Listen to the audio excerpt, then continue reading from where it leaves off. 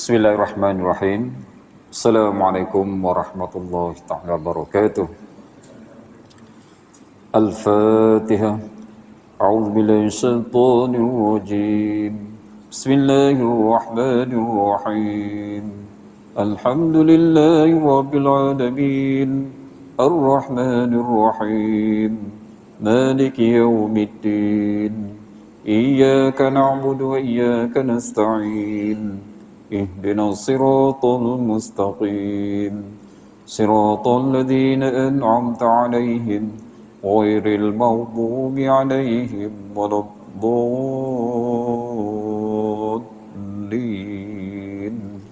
آمين.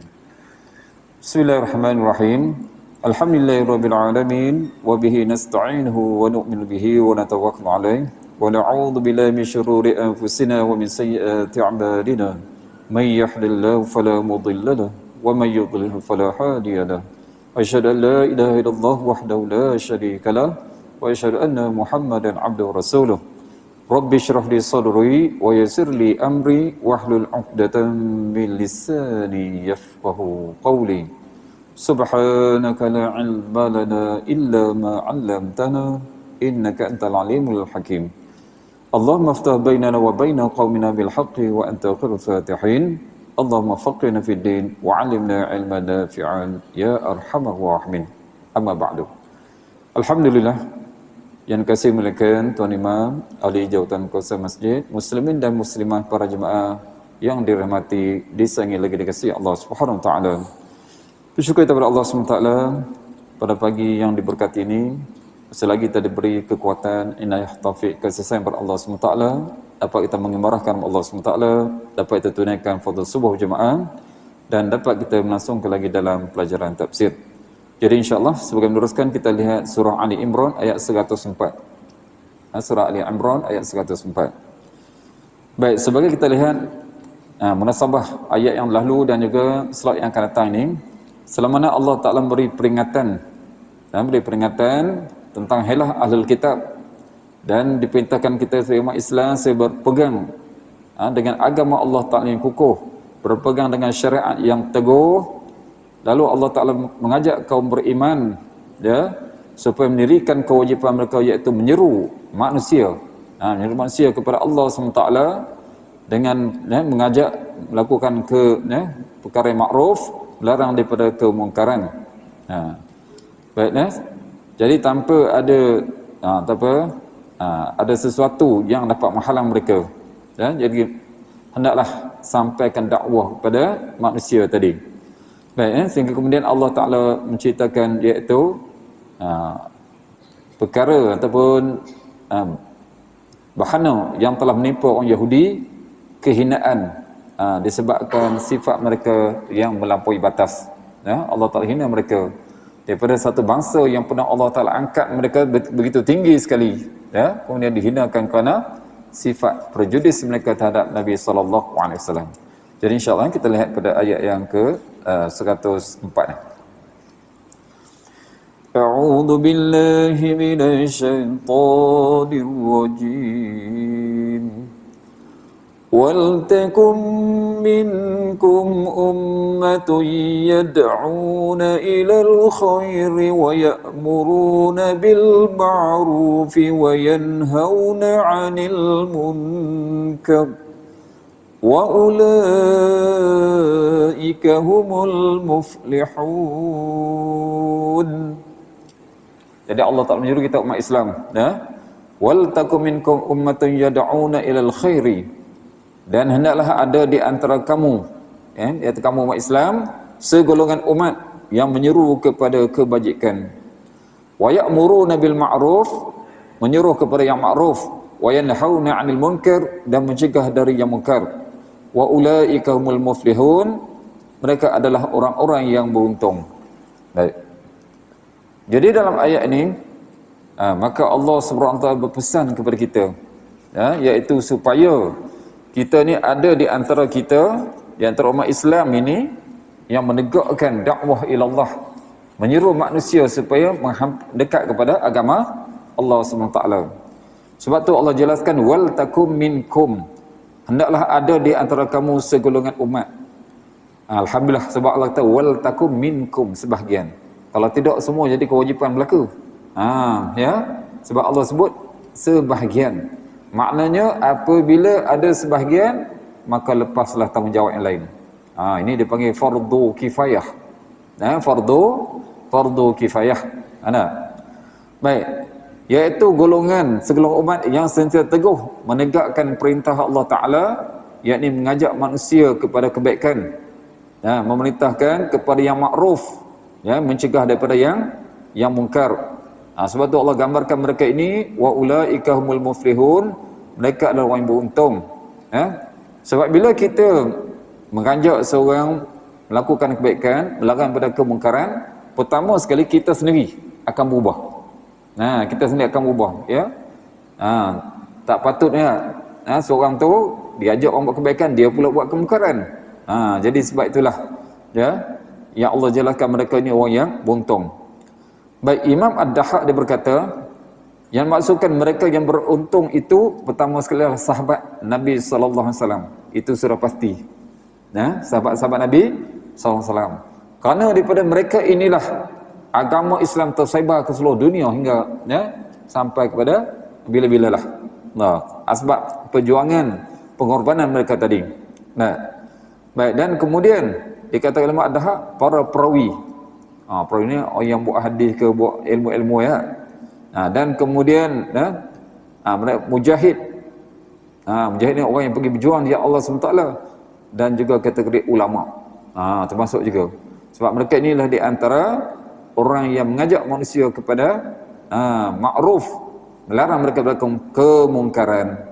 Baik, itu yang dikatakan oleh Imam Ad-Dahhak Ta'ala. Baik. Jadi maksud keseluruhan pada ayat ini secara umumnya, maka Allah Ta'ala menyeru hendaklah ada segolongan daripada umat ini yang selalu bersiap siaga. Siap siaga menjalankan tugas ini. Baik, meskipun tugas ini merupakan kewajipan bagi setiap individu. Asalnya ada, iaitu bagi setiap orang. Tapi bila sekumpulan yang telah laksanakan, maka terlepaslah tanggungjawab daripada keseluruhan tadi. Asalnya adalah wajib bagi setiap individu daripada umat ini, tetapi semua itu mengikut kemampuan. Apa yang dia mampu sebenarnya? Baik, ini berdasarkan kepada hadis yang diriwayatkan oleh Imam Muslim daripada Abu Hurairah radhiyallahu anhu, Rasulullah SAW bersabda, "Man ra'a minkum munkaran falyughayyirhu bi yadihi, fa in lam yastati' fa bi lisanihi, fa in lam yastati' fa bi qalbihi, wa dzalika adhaful iman." Barang siapa di antara kamu melihat satu kemungkaran, nampak tak? Allah kata barang siapa. Jadi bukan kata nanti dia guru, bukan nanti dia ulama, tapi barang siapa yang dia tahu benda itu mungkar, dia lihat berlaku depan mata dia, maka wajib bagi dia. Nampak? Wajib bagi dia. Sebab tu kita kadang-kadang kita ni kita tahu benda itu mungkar, tapi kita tak mampu. Baik, ni mungkin kita boleh gunakan orang lain. Tapi kita kata kita buat laporan dan sebagainya. Yang dapat kita mungkin sekumpulan yang dapat mencegah kemungkaran tadi. Maka terlepaslah. Tapi kalau buat dok je, dia tengok gitu je, dia tak bunyi apa, tak bersuara apa, maka dia akan tanggung dosa. Allahu Akbar. Ingat kita tak mampu, tapi kita boleh gunakan orang lain. Jadi sebab tu Nabi kata barang siapa antara kamu melihat satu kemungkaran, maka hendaklah dia mengubah dengan tangannya. Sebut tangan dia tu dengan kuasa lah, yang dia mampu lah. Dan jika tidak mampu, maka dengan lisannya. Kita dengan tangan ni biasanya ulil amri, orang ada kuasa dan sebagainya. Bila dia tak mampu, dengan lisan, iaitu cara apa?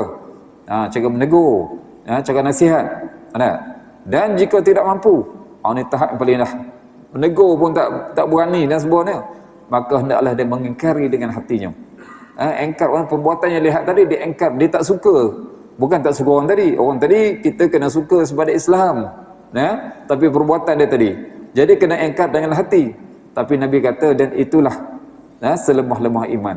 Maknanya kalaulah tengok orang buat kemungkaran, hati buat dok aja, makna seperti iman yang tak ada langsung. Tu sekongkonya, kalau lihat benda tu mungkar tapi tak dapat nak mengubah, dalam hati itu ada perasaan benci terhadap perbuatan tadi. Allahu Akbar. Baik, dalam riwayat lain juga disebutkan, Walaisa wara'a dzalika minal imani habbatul khardalin. Ini yang saya kata mencerita tentang iman. Sebab tu dalam riwayat lain ada Nabi SAW menjelaskan, dan setelah itu apa? Kalau tak boleh nak ingkar dengan tangan, dengan lidah, dan dengan hati, tidak ada lagi iman walaupun sebesar sebiji sawi. Allahu Akbar. Nampak tak? Yang Nabi gambarkan, kalau sampai dengan hati pun tak ada sifat benci terhadap perbuatan yang tak elok tadi, perkataan yang mungkar tadi, maka Nabi kata tak, tidak ada iman walaupun sebesar biji sawi dalam hati dia. Akbar ya.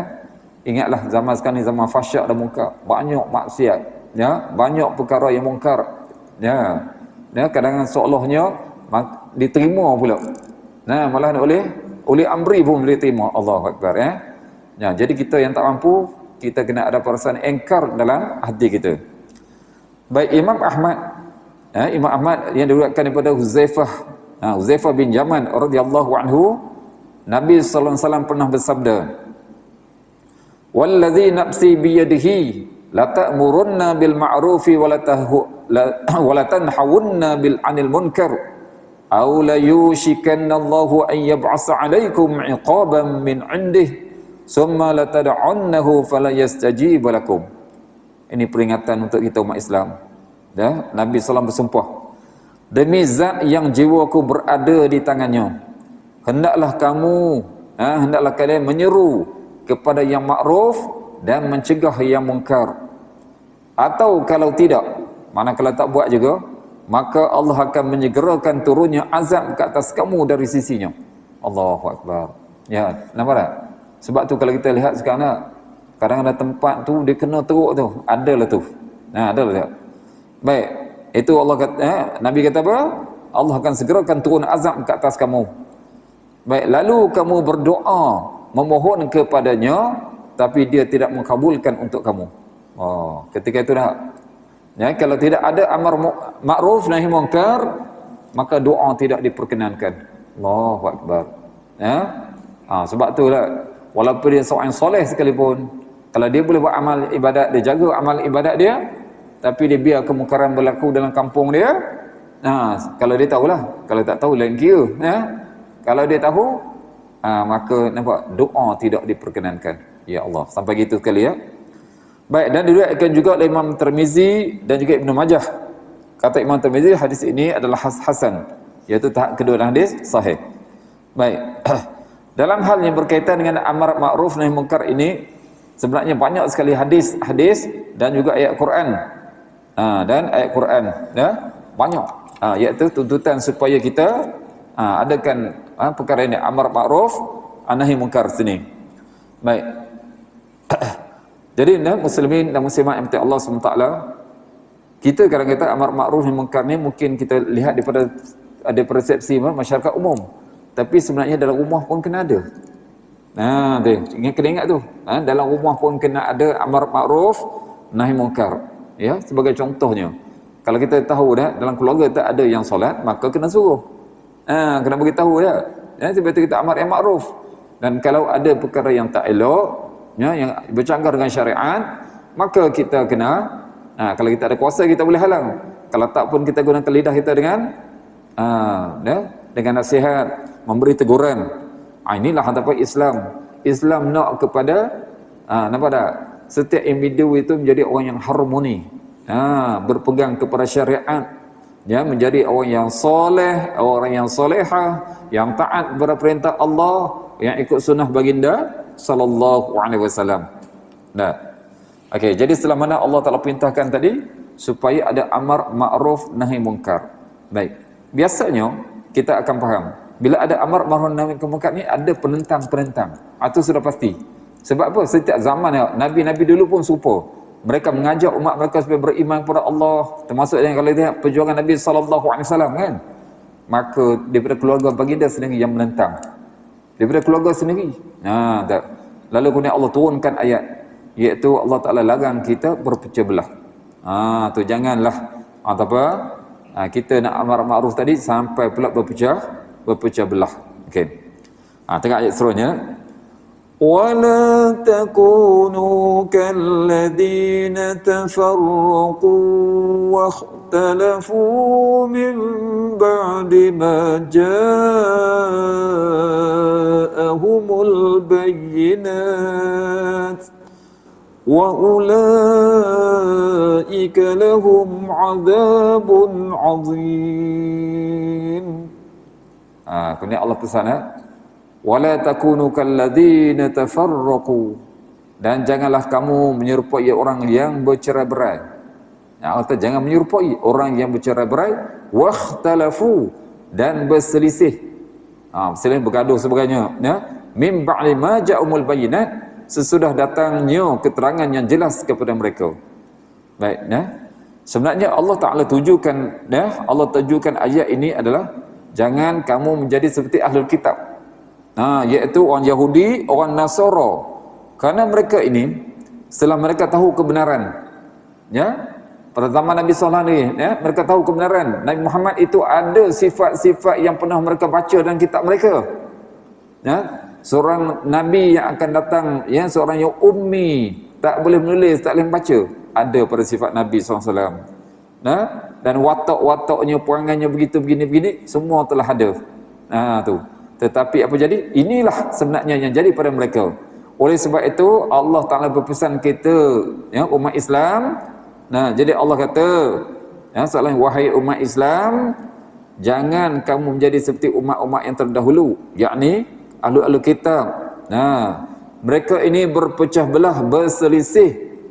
Mereka tinggalkan untuk menegakkan amar ma'ruf nahi munkar pada ayat lepas, ya. Padahal segala dalil, hujah-hujah telah jelas bagi mereka, tapi mereka menolak. Allahu Akbar, ya. Jadi kita lihatlah ini, ya. Jadi sebab itulah muslimin dan muslimat Allah Ta'ala, kita ni kita kena belajar. Bila kita belajar, kita tahu yang mana satu benda yang halal, yang haram, mana satu yang sunnah, ya, dan sebagainya. Bila datang benda hak begini, maka kita berpegang, insya-Allah tidak akan berpecah belah. Tetapi apabila kita ini, kita ikut nafsu-nafsu sendiri, ini perangai dia ni, itu perangai dia, tidak berpegang pada apa yang diletakkan oleh syariat, inilah akan berpecah belah. Tu. Jadi sebabnya kalau Allah Ta'ala jelaskan, ya, umat yang terdahulu terutama ahli kitab, mereka berpecah belah dan berselisih, sedangkan telah mereka tahu hal yang sebenar, sebab mengikut hawa nafsu. Mengikut hawa nafsu, ialah sebabnya apa? Sebab ahli kitab tak terima Nabi SAW. Sebab Nabi Muhammad SAW ini bangsa Arab, bukan daripada kalangan golongan mereka, apatah lagi orang Yahudi. Jadi kebencian mereka terhadap orang Arab ni amat tinggi. Sebab tu mereka rasa apa? Satu ketika dulu Allah Ta'ala pernah mengatakan dalam Quran sendiri tak? Allah sebut apa? Orang Yahudi ni Allah Ta'ala muliakan mereka daripada bangsa-bangsa yang lain. Tu ya. Jadi tiba-tibalah datang puak Arab pula, dia lantik sebagai Rasul, seolah melebihi mereka. Ini yang tak boleh terima. Mereka tetap mengatakan mereka ni bangsa yang tetap mulia. Allahu Akbar. Baik, Imam Ahmad diriwayatkan daripada Abu Amir Abdullah bin Luhai. Dia berkata, kami mengerjakan haji bersama Muawiyah. Yang tadi ni pada golongan tabi'in tu. Kami mengerjakan haji bersama Muawiyah bin Abi Sufyan radhiyallahu anhu. Ini buat sahabat, ya. Ketika kami sampai di Mekah, mereka pergi buat haji lah, sampai di Mekah, waktu salat zuhur, dia berdiri sambil berkata, sesungguhnya Rasulullah SAW bersabda. Dia peringatkan pada sahabat-sahabat dia, inna ahlal kitabaini iftaraku fi dinihim ala sintaini wa sab'ina millah wa inna hadhil ummata sataftariqu ala salasin wa sab'ina millah, ya'ni al-ahwa kulluha fi an-nar illa wahidah wa hiya al-jama'ah wa innahu sayakhruju fi ummati aqwabun tajara bihimul ahwa'u kama yatajara al-kalbu bi sahibih la yabqa minhu 'irqun wa la mafsilun illa dakhalahu wallahi ya ma'syaral arabi la in lam taqumu bima jaa'a bihi nabiyyukum sallallahu alaihi wasallam la ghairukum minan nasi ahra an la yaquma bihi. Ini pesan, ya, pesan Sayyidina Muawiyah kepada sahabat-sahabat dia tu, semasa mereka sampai di Mekah tu, nak buat haji. Baik, jadi katanya sesungguhnya jadi mula-mula dia baca yang hadis Nabi sebelum ni pesanan, tapi untuk hadis Nabi ini pesanan. Sesungguhnya ahli kitab terpecah dalam urusan agama mereka menjadi 72 golongan. Jadi 72 golongan. Dan umat ini akan terpecah menjadi 73 golongan. Makna lebih lagi ya daripada ahli kitab tu. Ya. Seluruhnya berada dalam neraka. Ya, pecah banyak tapi semua akan masuk neraka kecuali satu, iaitu jamaah. Jamaah ni dia ditafsirkan oleh ulama-ulama kita, iaitu siapa mengikut iaitu ahlul sunnah wal jamaah ya. Baik, sesungguhnya jadi sesungguhnya akan muncul di tengah umatku beberapa kaum yang mengalir dalam tubuh mereka hawa nafsu. Yang dimaksud hawa nafsu ni itu perbuatan bid'ah, seperti menjalarnya virus dalam tubuh penderitanya. Macam orang kena penyakit, kemudian penyakit itu berada terus, susah nak buang. Tidak tersisa satu pun urat dan persenian tubuhnya melainkan telah dirasuknya. Allah, sampai gitu maknanya kosoknya agama yang ada pada diri tadi. Baik, itu yang Muawiyah baca hadis Nabi. Baik, kemudian katanya, kemudian Muawiyah pun berkata, ni hak dia sendiri, demi Allah wahai bangsa Arab. Masa tu dia sebab yang ada itu orang Arab saja. Demi Allah wahai bangsa Arab, apabila kamu tidak menegakkan ajaran yang dibawa oleh Nabi sallallahu alaihi wasallam, oleh Nabi kamu, maka apalagi bangsa lain yang bukan Arab, mereka lebih tidak menegakkan lagi. Subhanallah. Nampak ada di pesan dah. Kalau bangsa Arab ya tinggalkan agama, rosak agama, dia kata macam mana pula bangsa lain? Sebab bangsa Arab ni hampir pada Nabi. Ya. Kalau kita lihat zaman sekarang, saya kata zaman sekarang bukan hak lain, zaman sekarang ni sebenarnya dah terbalik dah. Orang yang bukan Arab lagi pegang agama lebih kuat. Ya, lebih kuat daripada orang Arab. Allah. Yang orang Arab tu illa masya-Allah. Sebab itulah Allah Taala menguji mereka. Cuba lihat kebanyakan di negara-negara Arab sekarang atau apa berkotak-katik antara mereka sendiri. Sebab apa? Tak berpegang dengan sunnah Nabi sallallahu alaihi wasallam, tak berpegang dengan Quran. Bukan lain saya kata dengan orang negara Saudi sekarang pun dah teruk dah. Itu satu kenyataan yang kita tak boleh tolak. Ya, realiti yang berlaku sekarang. Ya, bila mana orang Arab tinggalkan agama, akan mudah hancurlah lagi, terutama di kawasan Arab tu sendiri. Allahu Akbar ya. Baiklah, hadis ini juga tadi dalam kitab yang diriwayatkan oleh Imam Ahmad dah ya. Itu dalam kitab Imam Ahmad. Kemudian ada juga diriwayatkan oleh Abu Daud. Abu Daud juga semuanya daripada Imam Ahmad bin Hanbal dan juga Muhammad bin Yahya atau perawi hadis. Baik. Jadi itulah maka Allah Taala berpesan benar supaya janganlah sampai kita umat Islam ni berselisih antara kita sedangkan telah datang ayat Al-Quran, telah datang sunnah Nabi sallallahu alaihi wasallam. Kenapa kita nak berselindung lagi?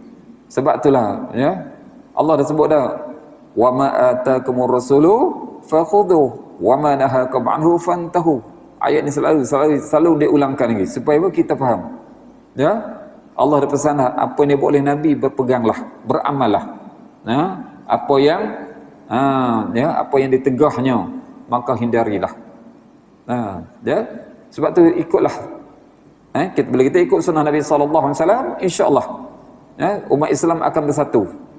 Tapi kalau tak berpegang dengan apa yang dibuat oleh Nabi sallallahu alaihi wasallam, inilah yang menyebabkan berlakunya perpecahan. Allahu Akbar. Baik. Kalau contoh orang kata tu macam mana terbit mazhab 4 tu, bukan kata itu berpecah. Itu bukan berpecah. Itu kena faham. Itu ijtihad ulama tentang masalah dalam kaifiat lakukan amal ibadat dan sebagainya. Bukannya kata yang terus menyalahi antara satu sama lain ataupun salah satu ni menolak yang lain. Jawapannya tidak. Cuma bagi mereka yang mana lebih afdal, yang mana lebih kuat, itu yang mereka amalkan. Sebab itulah ulama kata ikhtilaful a'immah rahmatun. Perbezaan antara imam-imam ini membuat rahmat kepada kita. Kalau tidak maka sunnah Nabi sallallahu alaihi wasallam kalau satu saja, maka banyaklah sunnah yang tinggalkan. Jadi cuba kita lihat, ya, mazhab ni dia buat begini, mazhab ni buat begini, makna semua sunnah tu ada. Jadi sunnah semua hidup setiap zaman. Allahu Akbar. Sebagai contohnya, kita dalam solat, ya, ya, ada yang angkat tangan, ada yang tak angkat tangan. Kalau subuh, ada yang baca kunut, ada yang tak baca kunut. Sebab apa? Zaman Nabi SAW pun ada. Ada ketiganya Rasulullah baca kunut, ada Rasulullah baca tidak baca kunut. Cuma pendapat setiap mazhab tu yang mana lebih aula. Itu bukan satu perpecahan. Kena faham ya? Bukan perpecahan. Okey. Baik. Jadi maka selepas itu Allah Taala jelaskan pula. Iaitu ini keadaan. Keadaan sebabnya apa? Sebabnya tadi orang yang beriman sepatutnya mereka akan berpegang dengan apa yang diperintahkan oleh Allah Subhanahu Wa Taala. Dan akan menjauhi daripada larangan tadi. Baik, maka pada hari kiamat nanti Allah Taala jelaskan, inilah keadaan mereka yang akan dibangkitkan pada hari kiamat nanti. Tengok ayat seterusnya, ya. Yauma tabayyaddu wujuhum wa taswaddu wujuh. فَأَمَّا الَّذِينَ اسْوَدَّتْ وُجُوهُهُمْ أَكَفَرْتُمْ بَعْدَ إِيمَانِكُمْ فَذُوقُوا الْعَذَابَ بِمَا كُنْتُمْ تَكْفُرُونَ. Tu. Baik, ya. Jadi oleh kerana tadi, pertama sekali Allah Ta'ala perintahkan supaya kita menyeru kepada amar ma'ruf nahi munkar. Kemudian berpesan Allah Ta'ala jangan sampai berpecah belah. Baik.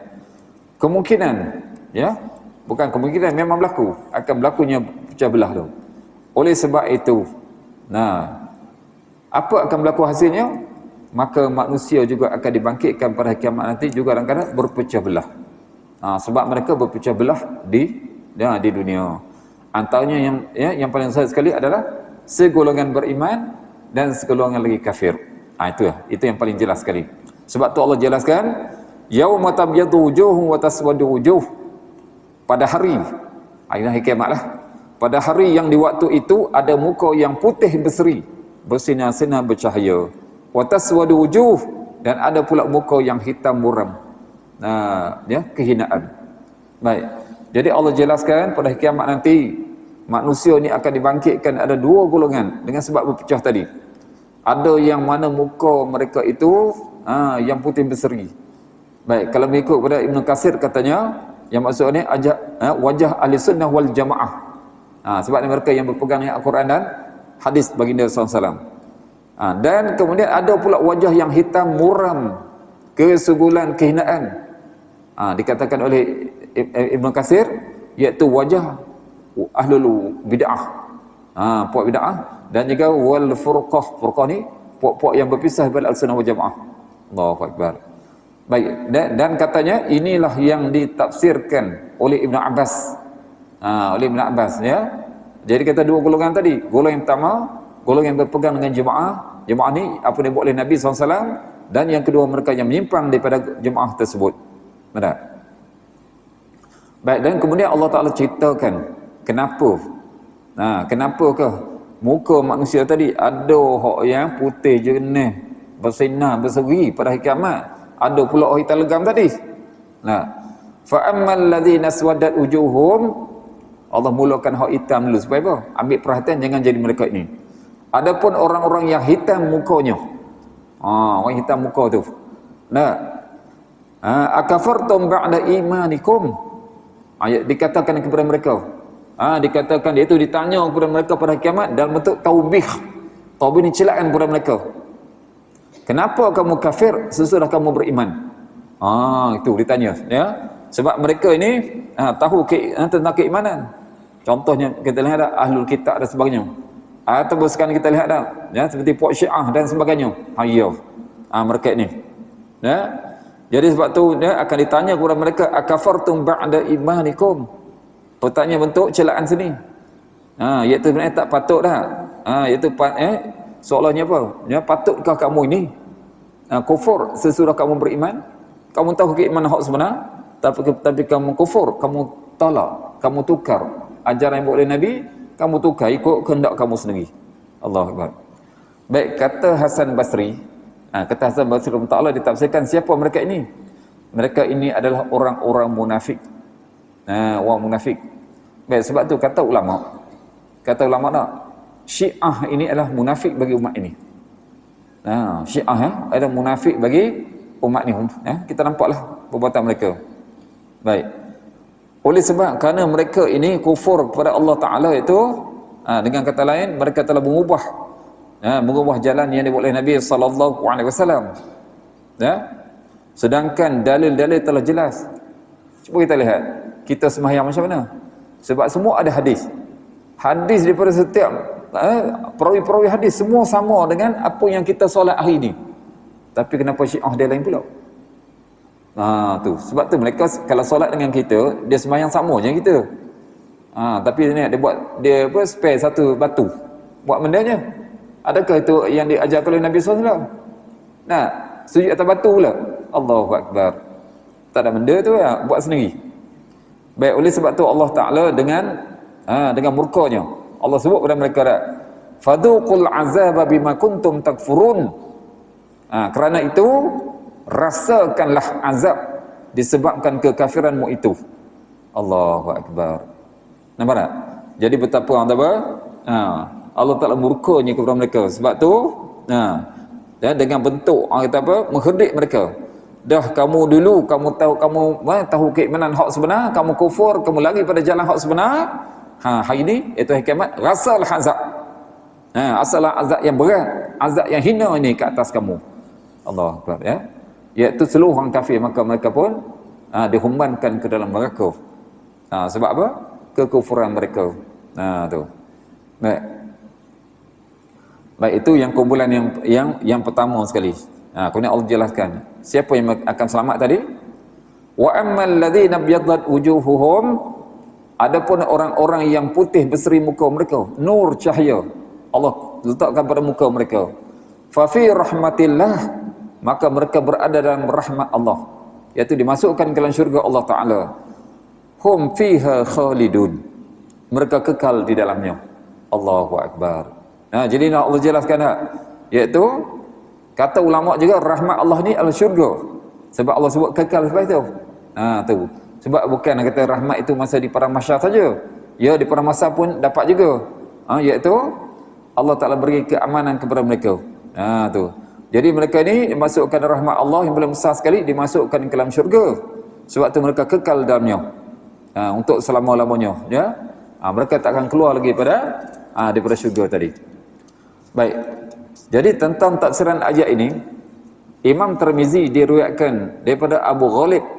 Ada riwayat daripada Abu Ghalib, ya, dia berkata Abu Umamah radhiyallahu anhu, dia melihat potongan-potongan kepala manusia yang dipacak di tangga-tangga di Damaskus. Damaskus sekarang di Syria, itu masa berlaku peperangan dulu. Baik, Abu Umamah berkata, anjing neraka. Sebab tu melawan dengan dia. Dulu orang berperang dengan pok-pok Rom di situ. Seburuk-buruk mayat di bawah kaki langit. Sebabnya mereka itulah orang kafir. Dan sebaik-baik korban katanya adalah orang-orang yang mereka bunuh. Yang mereka bunuh itu iaitu di antara sahabat-sahabat yang mati syahid di medan pertempuran. Lepas tu dibaca ayat tadi. Yauma tabyaddu wujuh wa taswadu wujuh, fa ammal ladzina aswadat wujuhum akafartum ba'da imanikum fadhuqul 'adzaba bima kuntum takfurun. Dia tengok ayat tadi. Baik, jadi kata Abu Ghalib tadi, aku bertanya kepada Abu Umamah. Tanya kepada Abu Umamah, apakah engkau mendengarnya dari Rasulullah? Dengan Rasulullah apa yang Rasul kata gitu? Abu Umamah menjawab, kalaulah aku tidak mendengarnya 2 kali, 3 kali, 4 kali hingga 7 kali, nescaya aku tidak akan menyampaikan kepada kamu. Maknanya berkali-kali dah dia dengar yang surah tafsir ayat ini. Kata Imam Tirmizi, hadis ni hadis kuat, hadis hasan. Baik, daripada Ibnu Majah dan Imam Ahmad pula dalam musnad mereka hampir cerita yang sama. Baik, jadi kemudian Allah Ta'ala jelaskan tadi. Sebab apa? Tu. keadaan keadaan mereka tadi. Ada yang ada yang beriman, sebab mereka istiqamah dalam ataupun mengikut apa yang dibuat oleh Nabi SAW, tapi ada yang menyimpang tadi. Jadi semua tu Allah jelaskan yang ayat seterusnya. Tilka ayatullah. Yang tadi saya baca mana yang saya baru baca satu dia. Ya betul tak? Wa ammal ladzina biyaddat wujuhuhum fa fi rahmatillah hum fiha khalidun. Tu saya tafsir dah tadi ya. Mereka yang Allah Taala bagi sinar cahaya tu tanda kegirangan mereka, keindahan cahaya mereka, pada wajah mereka itu berada rahmat dalam syurga Allah Taala. Hum fiha khalidun. Mereka kekal di situ. Jadi kemudian Allah ceritakan, kenapa Allah ceritakan ada golongan dua manusia tadi? Tu. Tilka ayatullahi natluha 'alaika bil haqq wa ma Allahu yuridu dhulman lil 'alamin. Inilah. Jadi Allah jelaskan, tilka ayatullahi natluha 'alaika. Itulah ayat-ayat Allah. Mana cerita tadi? Ayat-ayat Allah kami bacakan ayat itu kepadamu. Wahai Muhammad. Buahnya apa? Manusia ini kalau mereka berpecah belah di dunia, maka di akhirat pun gitulah. Mereka akan terbagi pada dua golongan tadi. Baik, maknanya ayat-ayat ni hujah-hujah dan penyelesaian pada Allah yang dibacakan kepada Nabi Muhammad sallallahu alaihi wasallam. Allah sebut bil haqq, dengan benar. Tu iaitu kami jelaskan permasalahan ini yang berlaku di dunia, dan inilah juga yang akan berlaku di akhirat. Manusia ada yang beriman dan ada pula yang menolak, engkar daripada keimanan. Oleh sebab itu, sebab Allah sebut wa mallahu yuridu dzulman lil alamin, dan tidaklah Allah Taala menghendaki untuk menganiaya hamba-hambanya. Bukan Allah Taala nak cipta manusia untuk masukkan dalam neraka, tapi itulah kita pandang hati manusia tadi memang dah tak boleh terima iman tadi. Maknanya Allah tidak zalim ke atas mereka. Allah Ta'ala tak pernah zalim. Allah Ta'ala maha bijaksana, berlaku adil. Bukan Allah Ta'ala buat mengikut sembrono aja. Tidak. Jadi keadaan ini dia kata, sebab Allah yang maha berkuasa, maha mengetahui atas segala sesuatu. Sebab apa orang kafir itu kena masuk kafir? Kena masuk apa? Masuk dalam neraka. Memang layak bagi dia. Allah Ta'ala tak berhajat pun. Allah tak berhajat pun nak menzalimi hamba-hambanya tadi.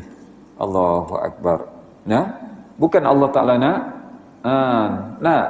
nak membinasakan manusia, tetapi sebab manusia, asbab manusia tadi yang mencari asbab mendapat kemuliaan pada Allah Subhanahu Wa Ta'ala. Baik. Kemudian Allah ceritakan, sebab Allah Ta'ala yang menguasai semua alam ini, Allah yang maha mengetahui apa yang berlaku sebenarnya. Walillahi ma fis samawati wa ma fil ard wa ila Allahi turja'ul umur. Ini sebagai penutup kita solat ini, maka Allah jelaskan, inilah, fahamlah wahai manusia semua, walillahi ma fis samawati wa ma fil ard, milik Allah lah segala apa yang ada di langit dan di bumi. Maknanya semuanya adalah makhluk Allah Ta'ala. Allah mencipta mereka semua. Allah maha mengetahui siapa yang layak untuk masuk syurga dan siapa yang layak untuk masuk neraka. Jadi tiada kezaliman bagi Allah Ta'ala, Allah Ta'ala bukan berlaku zalim. Tu. Wa ilallahi turja'ul umur, dan hanya kepada Allah sahajalah dikembalikan segala urusan. Maksudnya Allah mengaturkan segala urusan dunia dan juga di akhirat. Jadi Allah yang meletuskan hukum apa yang berlaku di dunia dan juga di akhirat. Tidak ada kezaliman. Tu. Jadi sebab itulah di sini kita kena yakin kekuasaan Allah SWT tadi, dan setiap yang Allah lakukan tadi semua ni pernah ada hikmah. Ada sebab-sebab yang kita apa? Itu yang layak bagi Allah SWT. Yang kita tidak ada protes. Kenapa ni orang ni dicipta sebagai orang kafir, kemudian dia masuk neraka pula? Takkah dia beri peluang untuk beriman? Allahu Akbar. Allah dah bagi masa dah. Tapi manusia yang mengabaikan masa tadi. Macam kita juga, Allah bagi masa ni, luangkan masa ni. Kalau kita tak camcai waktu-waktu ni dengan kebaikan, nak salah siapa? Kita nak salah siapa itu? Tak boleh datang masjid lah waktu subuh mengantuk. Allahu Akbar. Manusia akan bagi alasan kan? Bagi alasan macam-macam. Tak boleh hadir majlis-majlis ilmu, sibuk. Ya, oleh kerana sibuk dunia, hak ni lah yang akan menyiksa mereka pada hari kiamat nanti. Allahu Akbar. Ya. Jadi itulah muslimin dan muslimat Allah Ta'ala.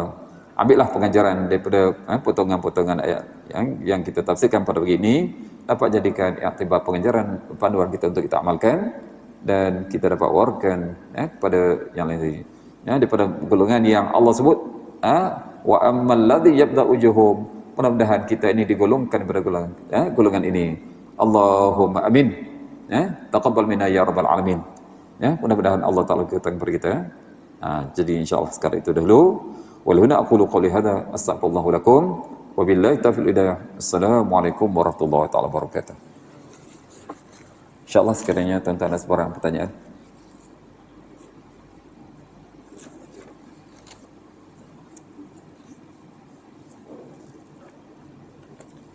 Ada soalan? Tak ada? Allah. A'udzubillahi minasyaitonir rajim. Bismillahirrahmanirrahim. Ya arhamar rahimin al-masakin. Allahumma inna nas'aluka khairan ma nas'aluka ibadaka Muhammad sallallahu alaihi wasallam wa na'udzu bika min syarri ma sta'adha Muhammad sallallahu alaihi wasallam.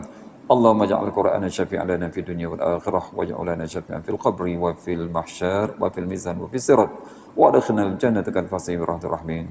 Allahumma waffiq lima tarda. Allahumma zidna 'ilman nafi'an wa zidna yaqinan sadiqan wa zidna 'amalan mutaqabbalan 'indaka ya arhamar rahimin. ربنا ظلمنا أنفسنا وإن لم تغفر لنا وترحمنا نكون من الخاسرين ربنا آتنا في الدنيا حسنة وفي الآخرة حسنة وقنا عذاب النار وصلى الله على سيدنا محمد وعلى آله وصحبه أجمعين والحمد لله رب العالمين سبحان الله وبحمده سبحان الله وبحمدك أشهد أن لا إله إلا أنت أستغفرك وأتوب إليك بسم الله الرحمن الرحيم والعصر إن الإنسان لفي خسر إلا الذين آمنوا وعملوا الصالحات وتواصوا بالحق وتواصوا بالصبر والله